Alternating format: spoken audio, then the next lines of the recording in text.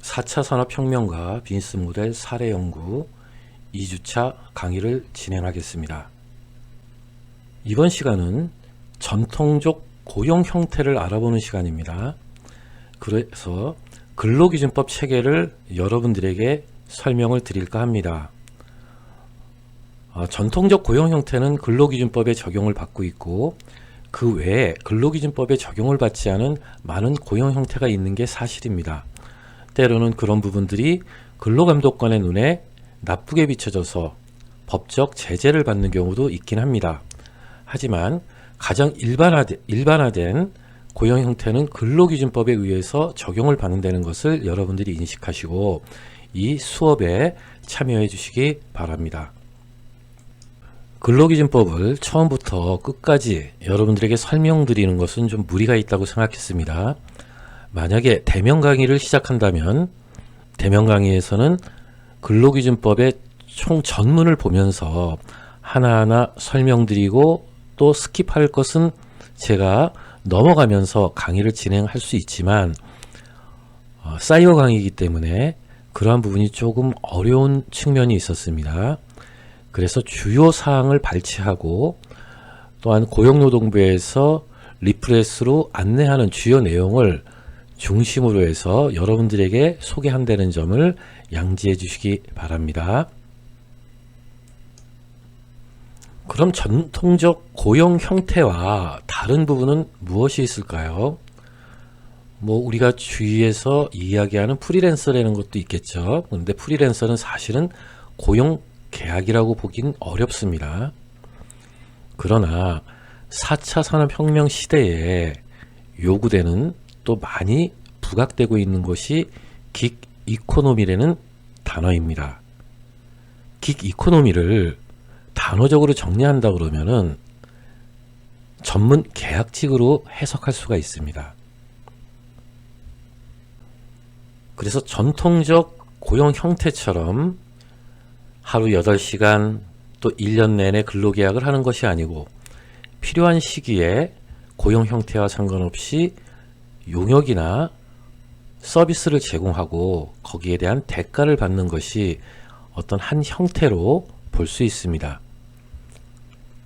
전에 설명드렸던 프리랜서 같은 경우는 마찬가지로 용역을 제공하고 대가를 받지만 약간 긱 이코노미 개념하고는 다른 부분이 있습니다. 그 부분은 나중에 수업 시간을 통해서 좀 더 세부적으로 설명드리겠습니다.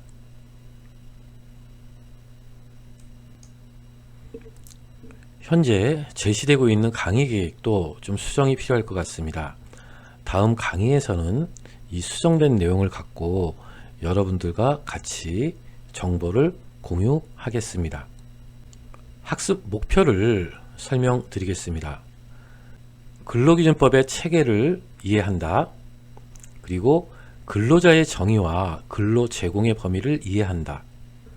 그리고 실무에 적용되는 법 조항을 이해한다. 이 부분이 학습 목표가 되겠습니다. 그래서 학습 내용은 근로기준법의 주요 적용 사례와 근로기준법의 주요 내용을 갖고 여러분들과 학습을 진행하겠습니다. 자, 우리 근로기준법 체계를 알기 전에 꿀바 10계명이라는 내용을 확인해 보도록 하겠습니다. 정부의 리프렛에서도 아마 이런 자료가 나온 것으로 알고 있고 제가 그것을 발췌한 것으로 제가 기억하고 있습니다. 자, 2020년 기준 최저시급은 8,590원입니다. 그래서 여러분들이 근로계약을 할 때, 아르바이트 근로계약을 할 때 반드시 이 부분을 확인하시는 것이 필요합니다. 물론 어려운 상황 속에서 사업을 영위하시는 분들이기 때문에 여러분들에게 양해를 구할 수도 있습니다. 하지만 여러분들은 최저시급은 당연히 여러분들의 몫이라는 생각을 갖고 이 부분을 확인하고 근무를 하시는 것이 바람직합니다. 자, 두 번째는 근로계약서를 반드시 작성한다. 만약 받지 못하면 채용 당시에 이야기를 메모해 둔다. 뭐 요새는 뭐 휴대폰으로 녹음하는 학생들도 좀 있는 것 같아요. 뭐 이게 선의로 사용된다면 저는 뭐 여러분들이 이 부분을 뭐 이용하셔서 여러분들의 어떤 권리를 보장받는 것은 어찌 보면 당연하다고 생각합니다. 그래서 여러분들 근로계약서를 반드시 작성하는 데 주안점을 두고 이게 불가피하게 불가능한 경우에는 당시의 사항을 메모해 두는 지혜를 발휘해 주시기 바랍니다. 세 번째, 주휴수당 포함 여부를 반드시 확인한다. 주 5일을 근무하게 되면 1일에 유급휴가를 받게 되어 있습니다. 즉 돈으로 보상받을 수 있다는 얘기죠. 이 부분은 주휴수당이라는 어떤 근로기준법의 적용 휴가 부분에서 재언급하도록 하겠습니다. 네 번째, 근무는 사전에 약정된 내용을 기준으로 행한다. 즉 고용주의 일방적 변경은 유효하지 않다. 만약 여러분들이 근로계약서상의 직무나 근로조건, 그 다음에 근무 위치 등이 서술되어 있을 겁니다. 근데 만약 여러분들이 집 인근에서 아르바이트 계약을 했는데 저 멀리 지방에 있는 곳에서 근무해라, 아르바이트인데 만약에, 그럼 여러분도 근무하실 수 있겠습니까? 그리고 월급 주는 시점에서 그것을 변경하면서 너는 이를 따르지 않았기 때문에 월급을 못 줄 것 같아, 이렇게 설명할 수 있다는 거죠. 근데 이런 부분은 유효하지 않습니다. 분명히 근무는 사전에 약정된 내용을 기준으로 하는 것이 일반화된 관례고 법에서 보장받은 여러분들의 권리입니다. 그리고 다섯 번째, 중요한 부분이죠. 야간 근로 및 연장 근로, 휴일 근무 시에는 50%의 가산 임금을 받는다. 이런 바쁘다 보면 사용주, 뭐 고용주들이 여러분들에게 뭐 강요는 하지 않지만 부탁을 할 수 있을 거예요. 그럼 거기 부탁을 받았을 때는 그만한 대가를 여러분들은 또 받으셔야 됩니다. 사회가 많이 좋아지고 투명해지면서 많은 고용주들이 이런 부분을 여러분들에게 보장을 하고 있지만 가끔은 그렇지 못한 고용주들이 있는 것으로 확인되고 있습니다. 많은 부분이 민원 제기가 돼 있고 또 노동부나 노동사무소 근로감독관들이 이를 시정 조치하고 있는 것이 사실입니다. 그래서 여러분들은 내가 받을 수 있는 권리는 당당하게 주장하고 그 다음에 열심히 근로를 제공하는 모습을 항상 보여주시기 바랍니다. 일을 안 하면서 단지 시간만 때우는 것도 여러분들이 권리를 주장하기에 앞서 고려하고 자제해야 될 부분이라고 저는 생각합니다. 근로시간에는 충실히 일을 하는 모습, 그게 우리 학생들의 자화상이 아닐까, 저는 그렇게 생각합니다. 여섯 번째, 근로시간 중 다치거나 연관된 사고는 산재 처리를 통해 치료와 보상을 받을 수 있다. 여러분들이 일하다가 다치는 것은 고용주의 책임입니다. 그래서 여러분들이 자비를 들여서 치료를 받는다든가, 물론 급하면 그럴 수도 있겠지만 그 부분은 여러분들의 피해로 돌아올 수도 있습니다. 그래서 근무와 관련돼서 사고 난 내용이 있다, 그리고 그것 때문에 내가 다쳤다, 이런 부분은 고용주에게 이야기를 해서 반드시 산재 처리를 할 수 있도록 해주시기 바랍니다. 원래 안 다치는 게 최고죠. 내 자신이 가장 소중한 존재이기 때문에 안 다치고 건강한 삶을 영위하는 것이 무엇보다 중요합니다. 하지만 다쳤을 때 여러분들은 산재 처리를 통해서 치료와 보상을 받을 수 있다는 것을 꼭 기억해 주시기 바랍니다. 자, 여러분들이 근무하시는 곳이, 아르바이트를 하시는 곳이 5명 이상인 경우에는 퇴직금과 연차 휴가 등이 발생됩니다. 물론 여러분들이 주 5일을 근무하는 것은 좀 무리가 있습니다. 하지만 주 5일을 근무하고 흔히 얘기해서 계속 근로가 이어진다면 퇴직금과 연차 휴가가 발생된다는 것을 여러분들이 꼭 기억해 주시기 바랍니다. 여덟 번째, 자기관리와 성희롱에 유의한다. 성희롱은 여성에게만 국한되는 것은 아닙니다. 남성 역시 가해자가 될 수 있고 여성 역시 가해자가 될 수 있습니다. 마찬가지로 남녀 모두 피해자가 될 수 있다는 사실을 인식하시고 자기관리를 좀 철저히, 그리고 성희롱에 대해서 의연하게 대처할 수 있는 그런 자세를 유지해 주시기 바랍니다. 아홉 번째, 즉 자기 자신을 스스로 보호하고 관리해야 된다는 거죠. 여덟 번째와 유사한 내용 중 하나입니다. 열 번째, 임금 체불이나 근로계약서와 다른 내용은 적극적으로 대응한다. 과거에는 사용자의 입장에서, 고용주의 입장에서 판단했던 사례가 많습니다. 하지만 사회가 발전하고 경제가 발전되면서 근로자의 권익을 보호하는 측면으로 패러다임이 바뀌었습니다. 그래서 여러분들이 어떤 불합리한 처우나 불합리한 조치를 여러분들이 요구받았을 때는 적극적으로 대응하는 것이 필요합니다.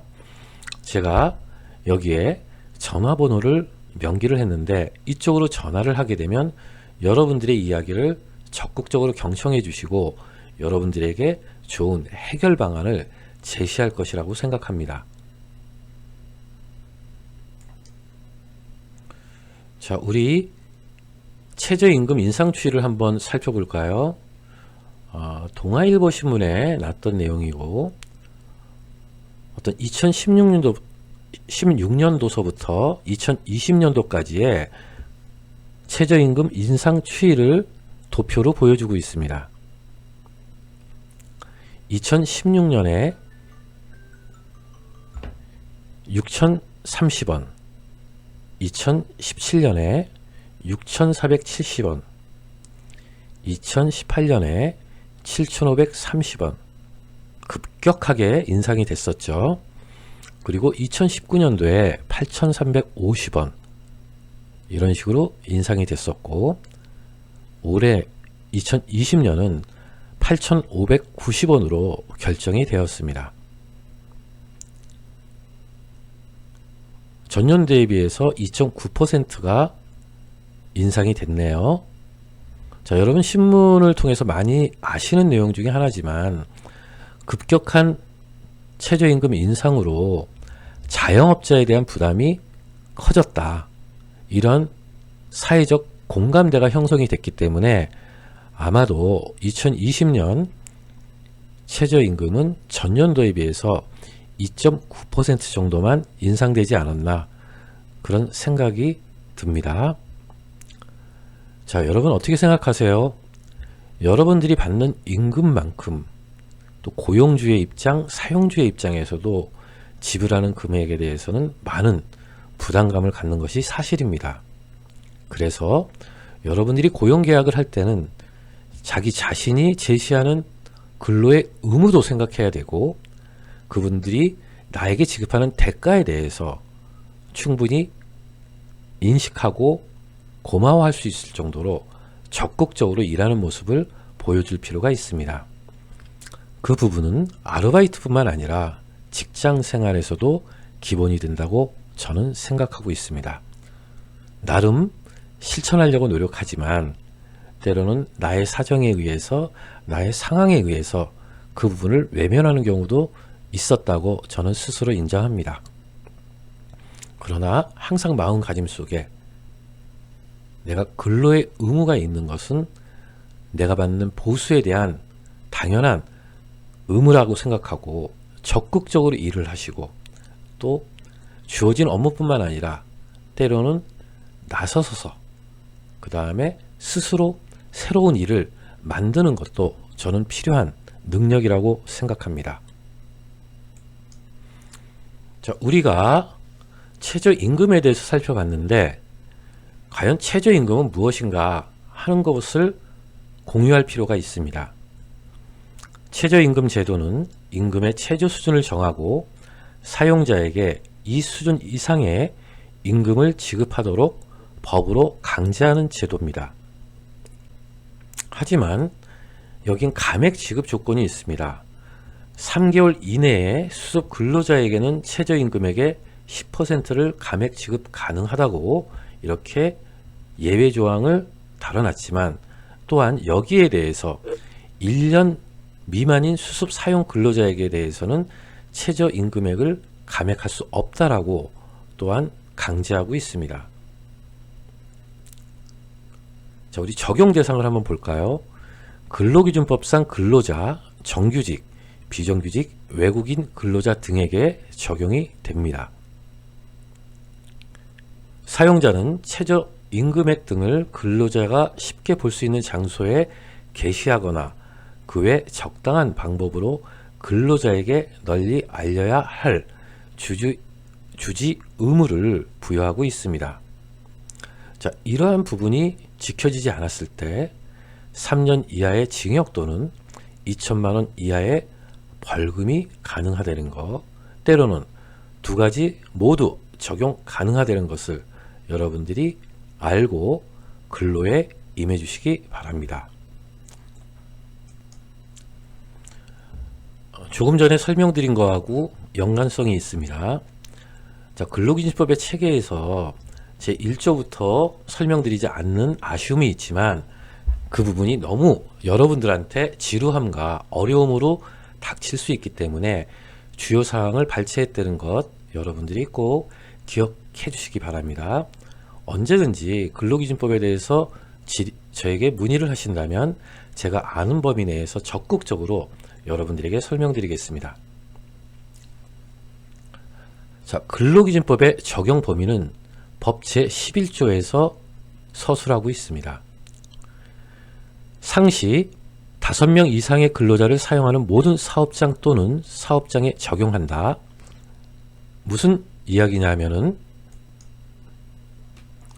근로기준법의 적용 대상이 적용이 여러 가지가 있는데 만약에 5명 미만이다 하는 부분에 있어서는 예외 조항을 두고 있다는 것입니다.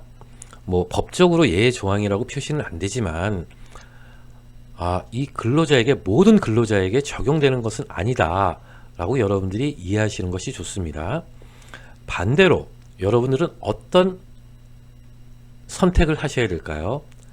가급적 5명 이상인 사업장에 입사를 하거나 아르바이트를 하시는 것이 훨씬 유리하다는 것을 여러분들이 꼭 기억해 주시기 바랍니다.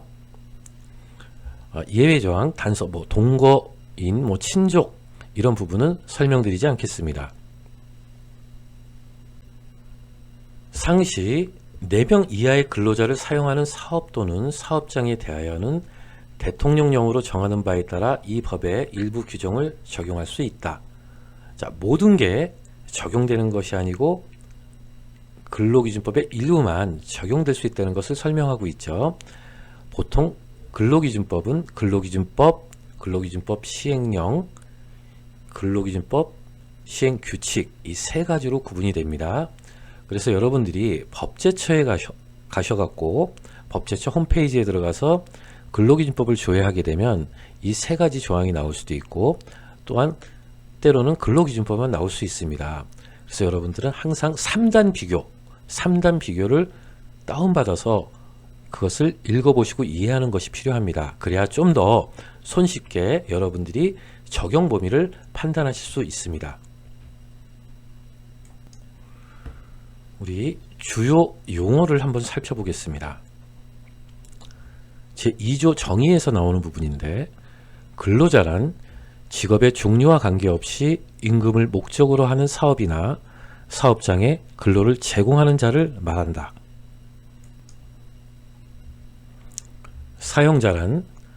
사업주 또는 사업 경영 담당자 그 밖에 근로자에 관한 사항에 대하여 사업주를 위하여 행위하는 자를 말한다. 사업주를 위하여 행위하는 자는 누가 있을까요? 우리가 흔히 얘기하는 관리자들, 인사평가권이 있는 분들을 사업주를 위하여 행위하는 자로 일반적으로 이야기하고 있습니다. 과장님, 부장님 뭐 이런 분들이 주로 사업주를 위하여 행위하는 자로 통칭되겠죠. 여러분들이 아마 처음 듣는 이야기일 수도 있습니다. 그래서 많은 사업 장려에서 과장이나 부장님 이런 분들은 노동조합의 가입 대상에서 제외되는 경우가 많습니다. 물론 노동조합법, 노동조합 및 노동조합 관계 법령에 따르면 사용자의 범위를 구분하고 있고 이 부분은 노동자를 보호하기 위해서 구분하고 제정한 내용입니다. 많은 다툼이 있지만 여러분들이 거기까지 아실 필요는 없다고 생각합니다. 자, 근로란 정신 노동과 육체 노동을 말한다. 자, 우리가 사무직도 마찬가지고 생산직도 마찬가지고 계속 일을 하죠. 일을 하다가 잠시 생각하는 부분, 아이디어를 생각하는 부분도 있을 수 있고 새로운 개선 방안을 생각하는 경우도 있습니다. 자, 이런 부분들이 근로의 연속상에서 판단되고 존중된다는 것을 여러분들이 이해하셔야 됩니다. 그렇다고 이런 법조항의 근거에 의해서 나는 생각하는 시간을 7시간 동안 하겠다. 자, 이런 부분은 좀 문제가 있는 거죠.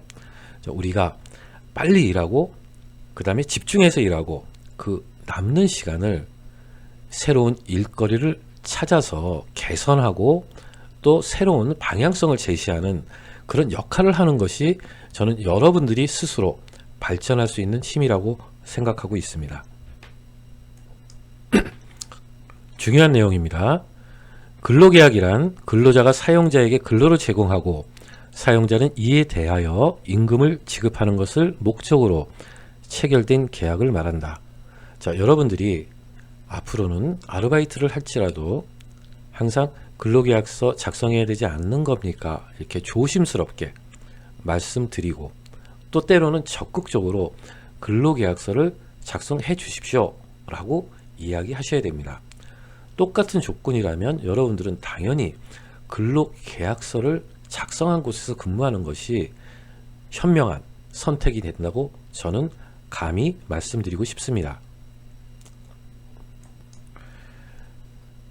자, 이번은 주휴수당에 대해서 설명을 하고 있습니다. 제 54조에서 내용이 제시되고 있고 사용자는 근로시간이 4시간 경우에는 30분 이상 8시간인 경우에는 1시간 이상의 휴게시간을 근로시간 중에 주어야 된다. 이렇게 되어 있습니다. 휴게시간은 근로자가 자유롭게 사용할 수 있다. 휴게시간을 정한다는 것이 아니고 그 시간에는 자유롭게 이용할 수 있다는 거죠. 자, 54조를 갖고 우리가 오해하면 안 되는 부분이 딱 한 가지가 있습니다. 그 부분은 우리가 점심시간입니다. 일을 하다 보면은 보통 우리가 12시 전후로 해서 점심시간이 1시간으로 책정이 되어 있습니다. 이 부분이 근로기준법에 의해서 1시간 이상의 휴게시간에 해당된다는 것을 여러분들이 인식하실 필요가 있습니다. 점심시간과 휴게시간이 별도로 각각 1시간씩 주어지는 것은 절대 아닙니다. 이 항에서는 제 55조 휴일, 사용자는 근로자에게 일주일에 평균 1회 이상의 유급 휴일을 주어야 된다. 자, 이게 주휴수당입니다. 일을 안 해도 하루에 월급이 나오는 거죠. 그러니까 여러분들이 일주일에 5일을 근무하더라도 여러분들의 통장에는 6일치가 입금되는 것이 맞습니다. 이런 부분들이 여러분들이 놓치는 부분이고 글로벌 프랜차이즈 회사인 모 회사에서도 이것 때문에 한번 신문 보도로 망신당한 적이 있죠. 그래서 여러분들이 주휴수당은 이제 일반화된 관행이 됐고 법에서도 강제하는 부분이기 때문에 여러분들이 주휴수당 받는 것에 대해서 당연시 해도 무관하다고 생각합니다.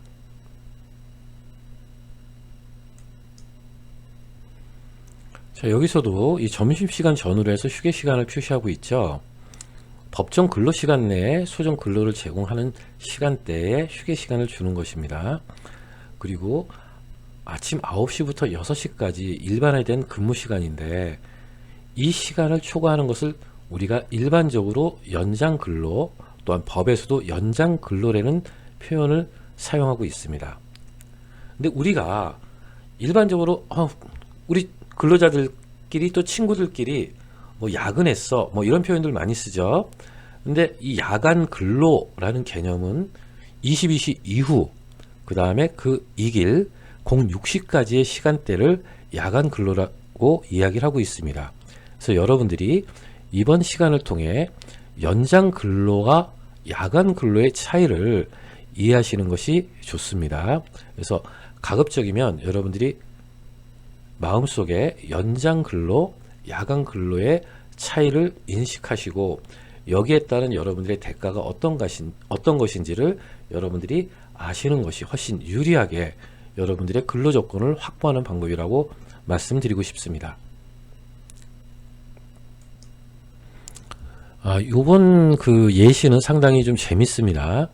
근로조건 및 수행 업무라는 타이틀을 갖고 내용을 설명드릴 텐데 제17조에서 근로조건의 명시 이렇게 서술하고 있습니다. 사용자는 근로계약을 체결할 때 근로자에게 다음 각호의 사항을 명시하여야 한다.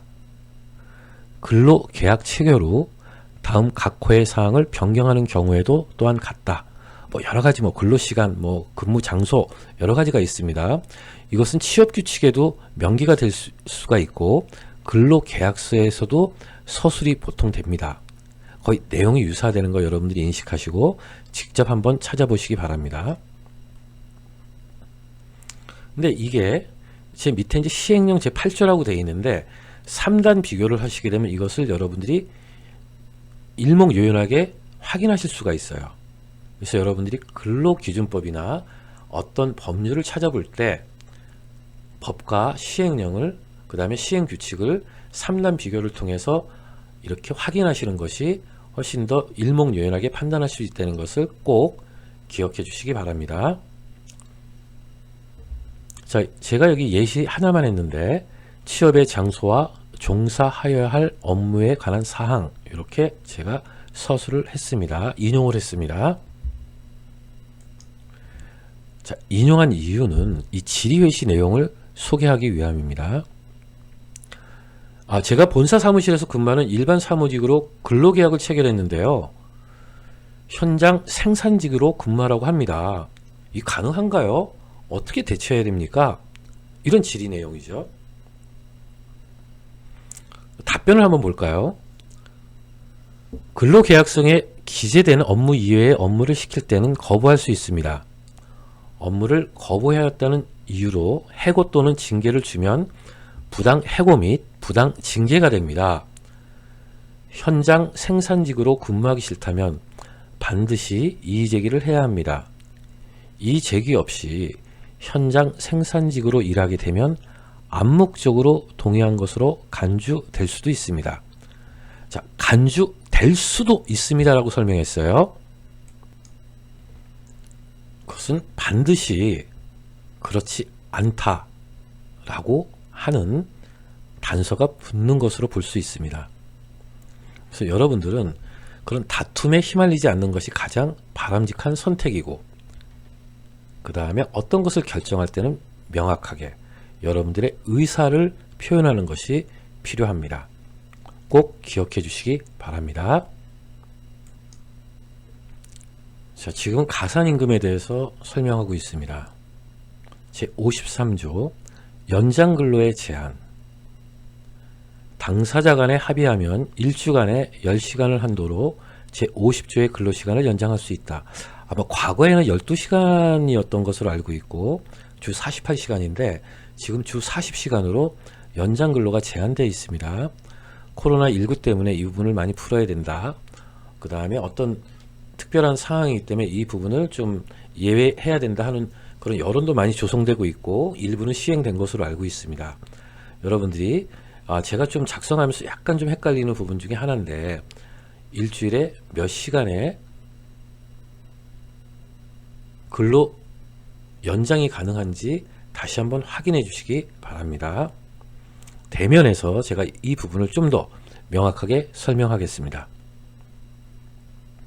제56조 연장 야간 및 휴일 근로. 사용자는 연장 근로 그리고 야간 근로 또는 휴일 근로에 대하여는 통상임금의 100분의 50 이상을 가산하여 지급하여야 한다. 50이 딱 아니죠. 50 이상입니다. 근데 뭐 어떤 사용자가 50 이상을 더 얹어 주겠습니까? 뭐 그런 회사도 있어요. 하지만 일반화된 관행은 아니라는 것을 여러분들이 아시는 것이 필요하겠죠.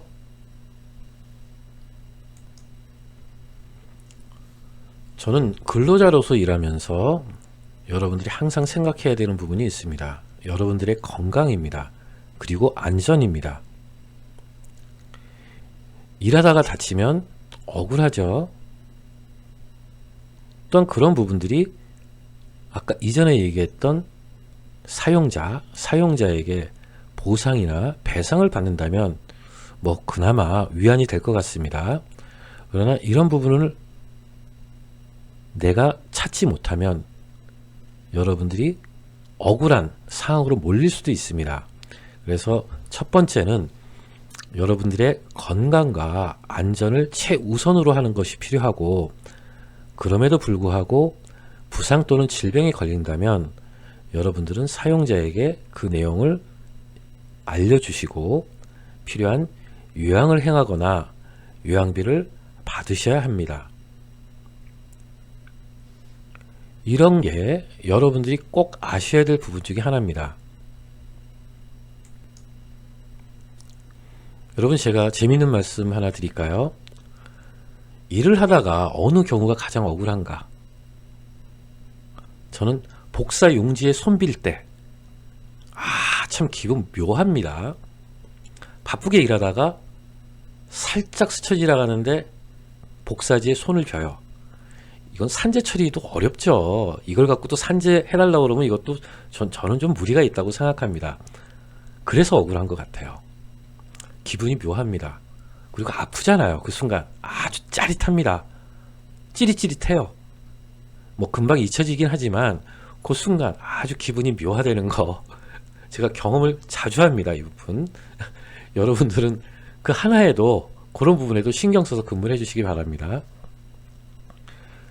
제79조에서는 휴업 보상이라고 되어 있어요. 자, 어떤 얘기냐면 제가 다쳤어. 질병에 걸렸어. 그럼 집에서 쉴 수 있다는 거죠. 회사를 안 나가고.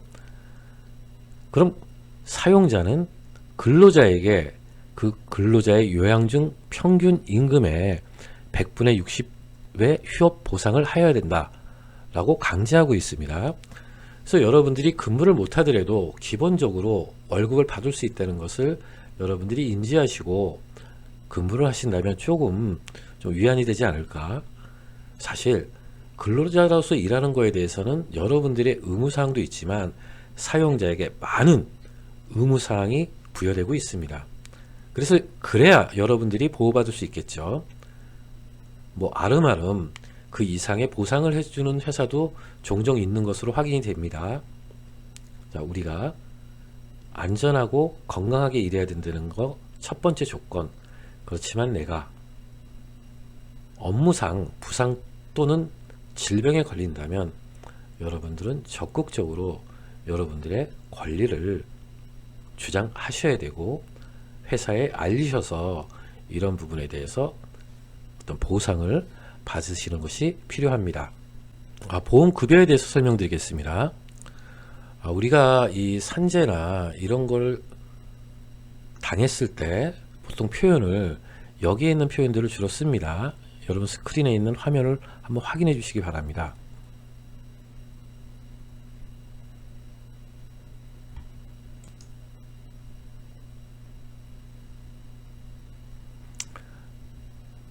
자, 첫 번째가 요양급여죠. 업무상 재진료에 소요되는 비용 지급을 해야 됩니다. 휴업급여, 요양으로 인하여 취업하지 못한 기간에 일일당 평균 임금의 100분의 70을 지급해야 됩니다. 장애급여, 치유되었으나 신체의 정신적 또는 육체적 장애가 남은 경우에 지급하는 겁니다. 간병급여, 상병 치유 후에도 간병이 필요한 경우 월 단위로 지급하게 되어 있습니다. 상병 보상연금이 있네요. 요양 개시 후 2년이 경과되어도 치유가 되지 아니하는 폐질 등급에 해당되는 경우에 지급이 됩니다. 옛날 광산이나 이런데 근무하시는 분들은 여기에 많이 노출이 됐었죠. 유족급여 장의비, 업무상 재해나 질병으로 사망한 경우에 지급이 됩니다. 여러분들 여기에 익숙한 단어가 있나요? 그러지 못하시죠? 그러나 여러분들이 이 단어는 익숙하지 않는 것이 최선입니다. 안전하고 건강하게 되면 여기에 대한 것은 제가 여러분 당사자에게 무관하게 적용되는 규정이라고 볼 수 있습니다. 받을 수 있는 것보다 안 받게끔 내가 조심하고 근무하는 것이 가장 최선이라는 거 여러분들이 인식하시고 근무해 주시기 바랍니다.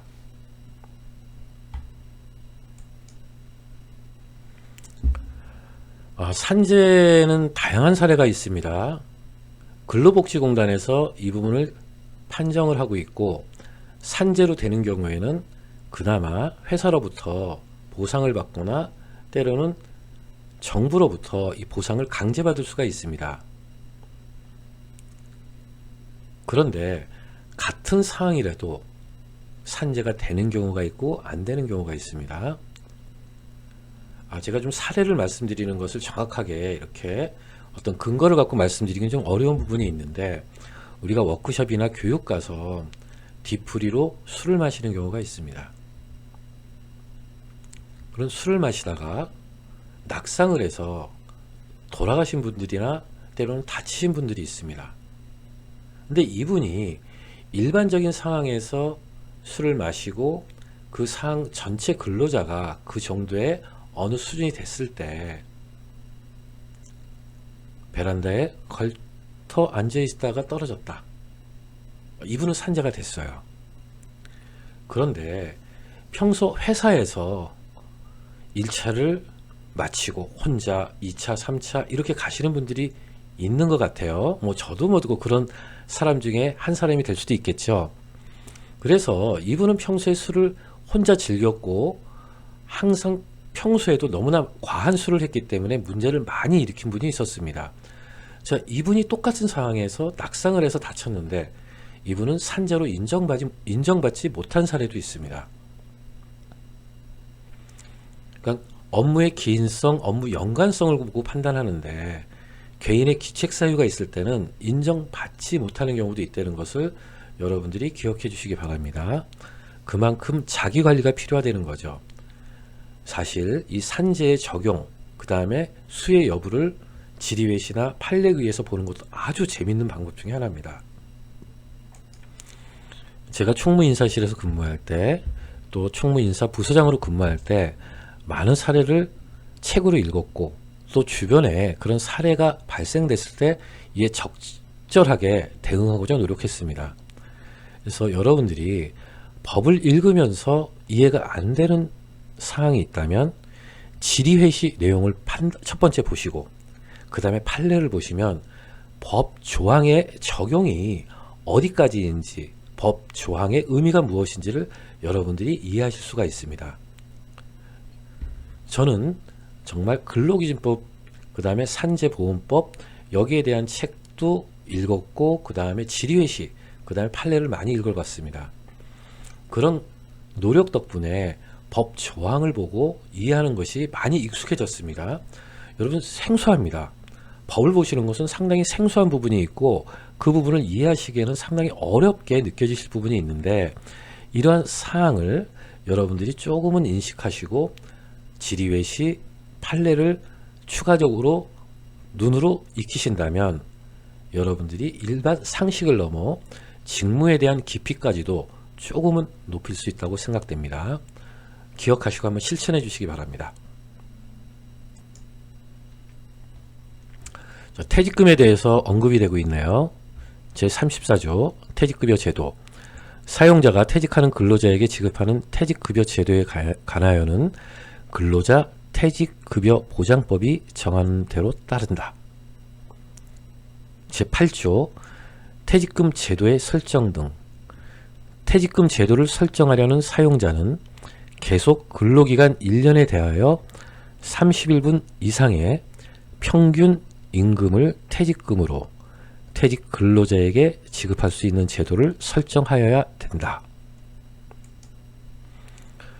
자, 여러분들 새로운 단어가 나타났죠. 평균 임금입니다. 평균 임금과 비교해서 여러분들이 아셔야 될 부분이 통상임금입니다. 이거는 대면 수업 시간을 통해 평균 임금이 무엇인지 그리고 통상임금이 무엇인지를 비교해 가며 설명드리겠습니다.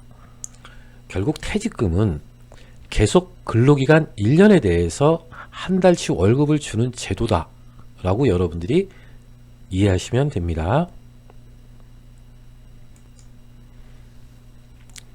우리가 직장생활 하다 보면 휴가에 대해서 가장 민감하죠. 휴가를 갈 때 싱글벙글 하면서 떠나는 사람이 많습니다. 자, 연차 휴가가 무엇인지 한번 살펴볼까요? 제60조 연차 유급 휴가. 사용자는 1년간 80% 이상 출근한 근로자에게 15일의 유급 휴가를 주어야 한다. 사용자는 계속하여 근로한 기간이 1년 미만인 근로자 또는 1년간 80% 미만 출근한 근로자에게 1개월 개근 시 1일의 유급휴가를 주어야 한다. 어떤 의미냐면 여러분들이 신입사원으로 입사를 했어요. 한 달을 만근을 했습니다. 그럼 유급휴가가 하루 생긴다는 거죠. 꼭 1년을 만근해야지만 15일의 유급휴가가 주어진다는 것은 아닙니다. 1개월 개근 시 1일의 유급휴가를 주어야 된다. 그럼 제가 한번 생각해 볼까요? 한 달에 한 번씩 유급휴가를 썼어요. 그래서 1년이 됐어요. 12개를 썼네요. 없는 건가요, 그럼? 아닙니다. 3일을 더 쓰실 수 있는 겁니다. 그러나 회사별로 원력이죠. 1월서부터 12월까지 끊어서 하는 곳도 있다는 것이 하나의 수혜가 될 수도 있고 불리한 점이 될 수도 있습니다. 그건 회사의 문화에 따라가는 것이 저는 맞다고 생각합니다. 그래서 원력으로 기준하는 데도 있다는 거 여러분들이 꼭 기억을 해주시기 바랍니다.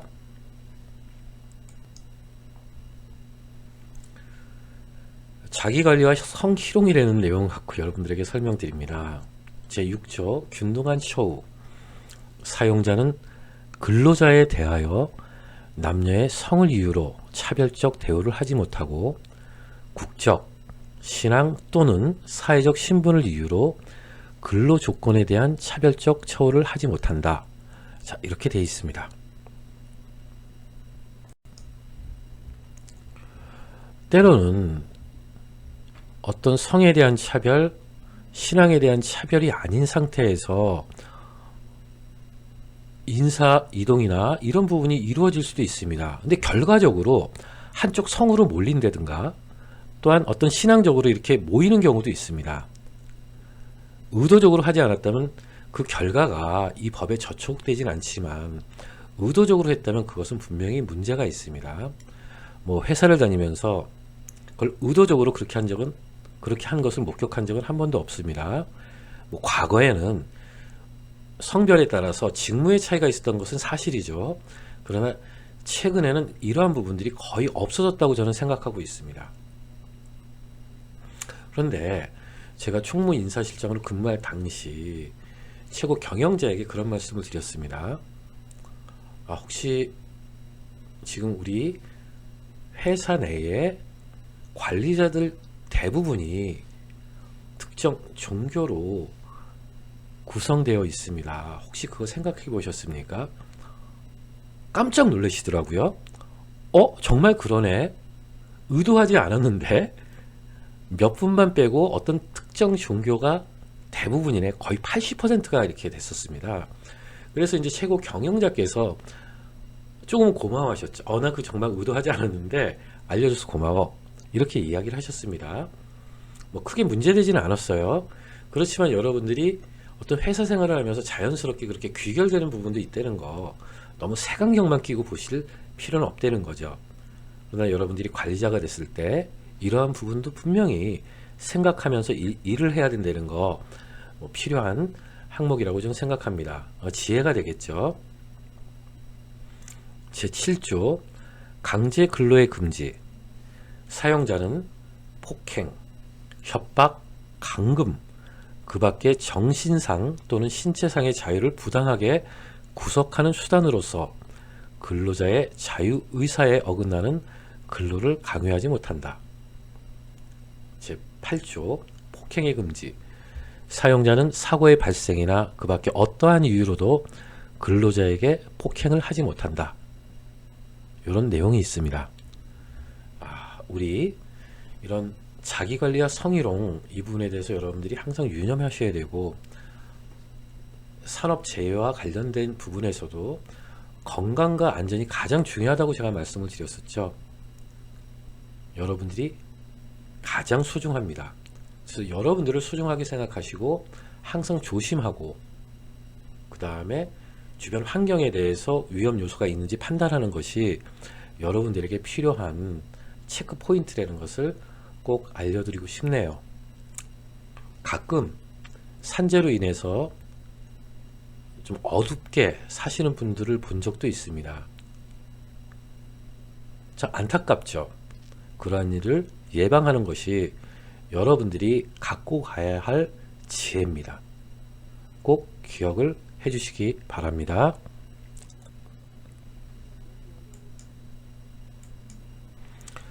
자, 우리 정리를 해볼까요?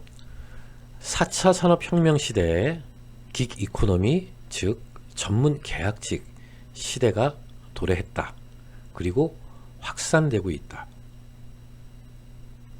그러면 과거 전통적인 근로계약 형태는 근로기준법에 의해서 적용받고 있다. 여러분들이 이해하시는 것이 필요합니다.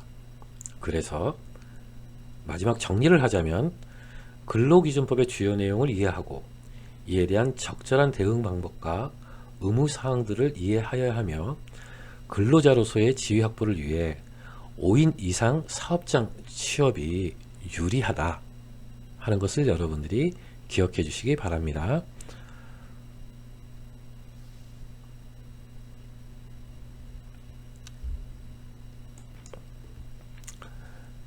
자, 마지막으로 정리하겠습니다. 4차 산업혁명 시대에 긱 이코노미라는 단어가 자주 등장하고 있습니다. 이를 해석하면 전문 계약직이라고 볼 수 있고, 한 달을 일하고 1년을 쉬실 수 있는 분도 있을 겁니다. 하루하루 일하시는 분들도 있겠죠. 이거와 비교해서 전통적 고용계약은 근로기준법에 적용을 받는다는 것을 여러분들이 인식하셔야 됩니다. 그래서 근로기준법의 주요 내용을 이해하고 이에 대한 적절한 대응 방법과 의무사항들을 이해해야 하며 근로자로서의 지위 확보를 위해 5인 이상 사업장 취업이 유리하다. 이렇게 말씀드리고 싶습니다. 아니야, 나는 전통적 근로계약을 하지 않을 거야. 이렇게 선택하신다면 여기서 배운 내용이 필요 없을 겁니다.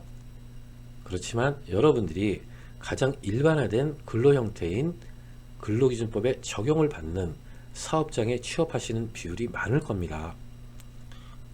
대체적으로 졸업 후 진로자 중에 70% 이상이 건강보험 가입자로 분류가 됩니다. 그래서 여러분들이 근로기준법을 아시는 것은 여러분들의 선택권을 좀 더 강화할 수 있다. 저는 그렇게 생각이 되네요. 여러분 2회차 수업까지 수고하셨습니다. 감사합니다. 3주차 강의에서 다시 좋은 내용으로 여러분들과 만나도록 하겠습니다.